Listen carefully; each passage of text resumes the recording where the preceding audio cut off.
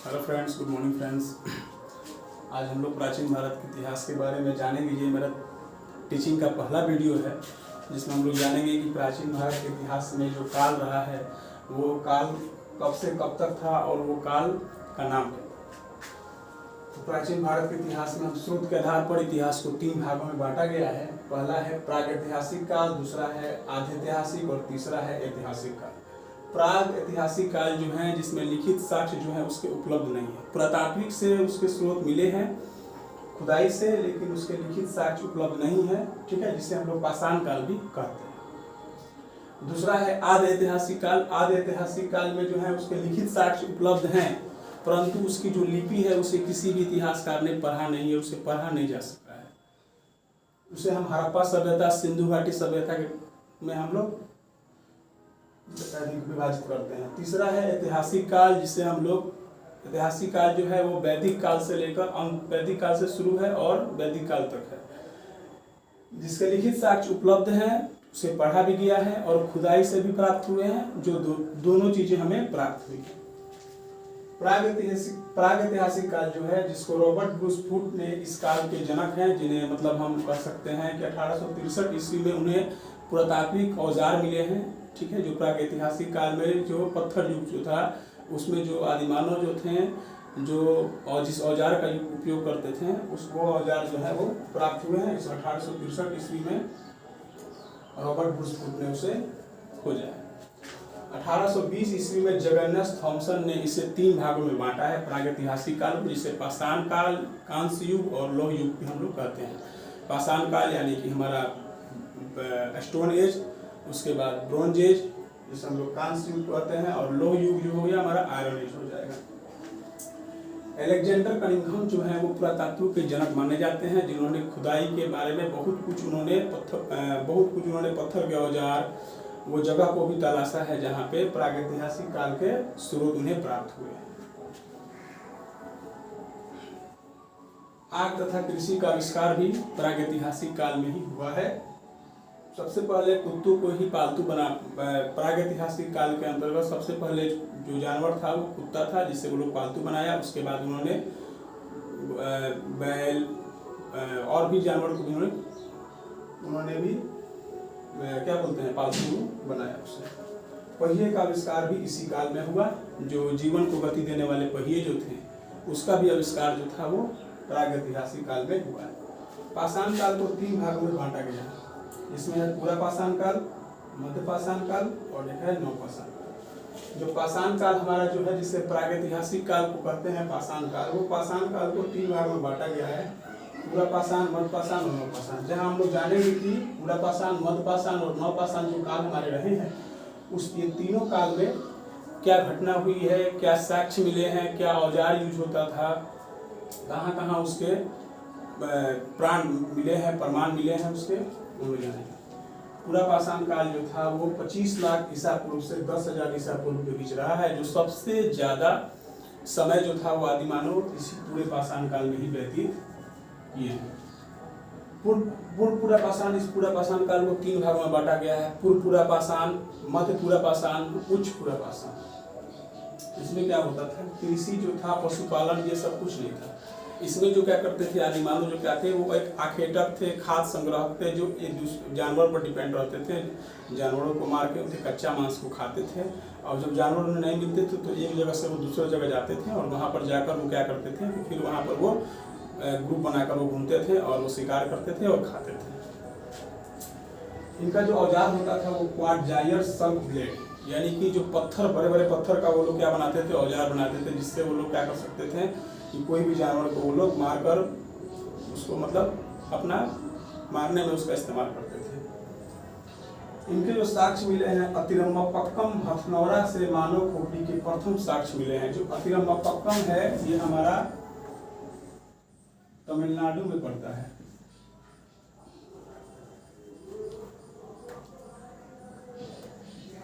तमिलनाडु में है। और हथनौरा से मानव खोपड़ी के प्रथम साक्ष्य, हथनौरा जो है हमारा वो एमपी में है। यहाँ से वो मानव जो खोपड़ी है उसका प्रथम साक्ष्य कहाँ मिले हैं, ये अतिरम्मपक्कम और हथनौरा से। आगे जो सबसे इम्पोर्टेंट है ये है भीमबेटका, जो सबसे ज्यादा एग्जाम में पूछा गया। सबसे ज्यादा एग्जाम पूछा गया भीमबेटका नर्मदा घाटी से चित्रकारी के प्रथम साक्ष्य मिले हैं। ये भीमबेटका जो है वो भी क्या है, एमपी में ही पड़ता है। यहाँ नर्मदा घाटी से जो चित्रकारी के साक्ष्य मिले हैं वो सबसे ज्यादा। आगे है मिर्जापुर। मिर्जापुर जो है वो यूपी में पड़ता है। इसमें तीनों काल के साक्ष्य मौजूद हैं, जो है हमारा पूरा पाषाण काल, मध्यपाषाण काल और नवपाषाण। आग का खोज जो है हमारा इसी काल में हुआ था, पूरा पाषाण काल में। आगे हम लोग जानेंगे मध्यपाषाण काल के बारे में। मध्यपाषाण काल जो है वो 10,000 ईसा पूर्व से लेकर 4,000 ईसा पूर्व तक रहा है, जिसमें जो हमारा क्या थे कि आखेटक थे, खाद्य संग्राहक, जो जगह जगह जाकर शिकार करते थे और अपना ग्रुप बनाकर घूमते थे। और इसके साथ भी क्या हुआ कि पशुपालन का शुरुआत हुआ, जिसमें उन्होंने जानवरों को पालना शुरू किया। जो सबसे पहले जानवर पाले गए वो था कुत्ता। उसके बाद उन्होंने और भी जानवर को पाला, लेकिन एग्जाम में अगर आपसे पूछता है कि सबसे पहले मध्यपाषाण मैंने सबसे पहले पाषाण काल में किस जानवर की खोज की गई, तो आप उसमें बता सकते हैं कुत्ता।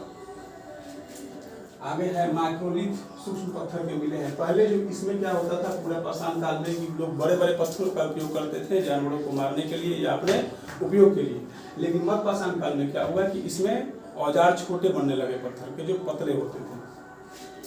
तो उसके फलक थे या खुरचन जो होता है, जिससे हम लोग खुरपी वगैरह भी कहते हैं देसी भाषा में। आगे है चौपानी, मांडू, मृदभांड के।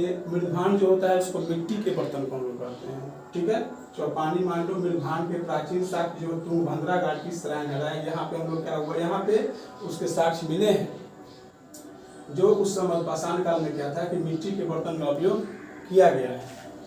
आगे है जो सबसे इम्पोर्टेंट है बागौर और आदमगढ़। ये बागौर राजस्थान में पड़ता है और आदमगढ़ जो है वो एमपी में पड़ता है। यहाँ पशुपालन के साक्ष्य मिले हैं। यहाँ के लोग पशुपालन करते थे, क्योंकि पशुपालन की शुरुआत यहीं से हो चुकी है। तीसरा है आग का प्रयोग। देखिए आग का खोज, इस पूरा पाषाण काल में आग का खोज हुआ, ठीक है।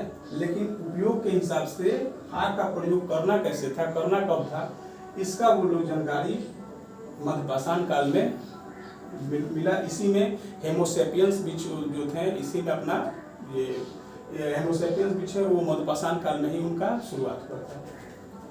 तीर कमान का विकास। तीर कमान का विकास भी इसी काल से होता है। तीर कमान का विकास जानवरों को मारने के लिए आदिमानव जो थे वो करते थे, हेमोसेपियंस जो थे वो करते थे, जो हमारा उनके लिए और धीरे धीरे आसान होते गया शिकार करना। नवपाषाण काल जो आखिरी है, ये 10,000 BC से 1,000 BC के बीच है। इसमें बहुत अलग अलग तरह के इतिहासकार जो हैं अपना अलग अलग साक्ष्य देते हैं। बहुत लोग इसे 4,000 BC से 1,000 BC के बीच मानते हैं। तो ये जो नवपाषाण काल जो है वो मध्यपाषाण काल और नवपाषाण काल दोनों मिक्स था, ठीक है। लेकिन मैंने यहाँ पे अलग अलग बांटा हुआ है, इसलिए कि उस समय क्या थे कि कहीं कहीं क्या थे कि जो इसमें जो नवपाषाण काल में जो हमें जो देखने को मिलता है, ये बहुत जगह मध्यपाषाण काल में ही शुरू हो चुके थे। तो शुरू होने के उपलब्ध में ये दोनों काल जो है वो मिक्स था। लेकिन मैंने इसे बांटा हुआ है, बहुत लोग इतिहासकार इसे बांट कर ही बताते हैं। इसमें जो औजार उपयोग किया जाता था, खुरपी, कुदाल, हथौड़े, तांबे के औजार। फर्स्ट में क्या हुआ कि सबसे पहले तांबा का ही सामान को तांबा का ही औजार वो लोग बनाना शुरू किया। कृषि, पशुपालन की शुरुआत, सामाजिक परिवेश। इसमें क्या होता था कि कृषि का कार्य, कृषि का आरंभ हो गया, कृषि होने लगा, खेती होने लगी। पशुपालन का शुरुआत तो हमारा मध्यपाषाण काल में ही हो चुका था, लेकिन इसमें पशुपालन की शुरुआत और ज़्यादा होने लगी। और सामाजिक परिवेश, यानी कि सब लोग सोशलिटी मतलब सोशल में रहते थे, यानी सब लोग एक ग्रुप बनाकर रहना शुरू कर दिए। सामाजिक तौर पर एक समाज बनता था, एक गांव बन जाता था और लोग अपना जीवन व्यतीत करते थे। यहाँ के जो औजार थे ये स्लेट के बने होते थे। स्लेट जो होता है जिसको हम लोग उपयोग करते हैं आजकल लिखने वगैरह में, तो उसका जो स्लेट होता था वो पतला पतला होता था और उसका जो औजार होता था वो नुकीले बनाए जाते थे, जिससे वो लोग अपना शिकार वो लोग कर सकें। एक इसमें जो इम्पोर्टेंट है यहाँ देखिएगा आप लोग, ब्रूज होम। ब्रूज होम जो है वो कश्मीर में पड़ता है। वो कहाँ है? कश्मीर में है, जिसमें कब्र में मालिक के साथ कुत्ते के दफन होने का प्रमाण यहाँ पर मिला है। यानी कि वहाँ पर जो पुरातात्विक स्रोत से पाए गए हैं, जब खुदाई की प्रक्रिया शुरू हुई थी तो वहाँ पर देखा गया है कि कब्र में मालिक जो था उसके साथ कुत्ते को भी दफन कर दिया जाता था। यानी कि ये प्रथा जो थी उस समय ये मिली है। इसके समय क्या था, गर्तवास भी था। गर्तवास क्या होता था कि मालिक के साथ कुत्तों को एक गुफा में रहने के साक्ष्य भी वहां पर प्राप्त हुए हैं नवपाषाण काल में। मैसूर और आंध्र प्रदेश और बुफकराल जो कश्मीर में है, और सबसे इम्पोर्टेंट है चिरांद और कोल्डीवा, जहाँ पे क्या हुआ है, मैं यहाँ पे इसके पुरातात्विक स्रोत मिले हैं, जहाँ पे उनके औजार भी मिले हैं। जो चिरांद जो है ये हमारा बिहार में सारण में पड़ता है, छपरा में, और यहाँ पे औजार भी मिले हैं और खुदाई से करने से वहाँ पे साक्ष्य भी मिले हैं, जिसमें हो सकता है हड्डी भी हो, मानव कंकाल भी हो। कोल्डीवा जो है, यहाँ पे चावल का प्रथम प्रमाण मिला है, जहाँ पे नवपाषाण काल में चावल की खेती की जाती थी, क्योंकि कृषि की शुरुआत तो इसी काल में हो चुकी थी। तो सबसे पहले चावल का ही प्रमाण वहाँ मिला, यानी कि चावल का खेती उस समय होता था। तीसरा जो सबसे इम्पोर्टेंट है, जीवन का गति देने वाले पहिया जो थे, वो पहिया भी इसी में नवपाषाण काल में ही आविष्कार हुए थे। ठीक है दोस्तों, ये हमारा प्राग ऐतिहासिक काल का ये वीडियो था। इसमें हमने आपको बताया कि प्राग ऐतिहासिक काल को कैसे मतलब एक्सप्लेन मैंने किया, जो एग्जाम में जो पूछे जाते हैं क्वेश्चन। इसके बाद है आदि ऐतिहासिक हड़प्पा, वैदिक से आगे। तो फिर इसके बाद में भी वीडियो बनाऊंगा जिसमें आप लोग ये सारी चीज़ों को जान सकें। ठीक है, अगर वीडियो अच्छा लगे तभी आप सब्सक्राइब कीजिए, लाइक कीजिए और दोस्तों तक शेयर कीजिए। अगर पसंद आता है वीडियो तो कमेंट में बताइए, तो मैं फिर इसके आगे वीडियो बनाऊँगा। धन्यवाद।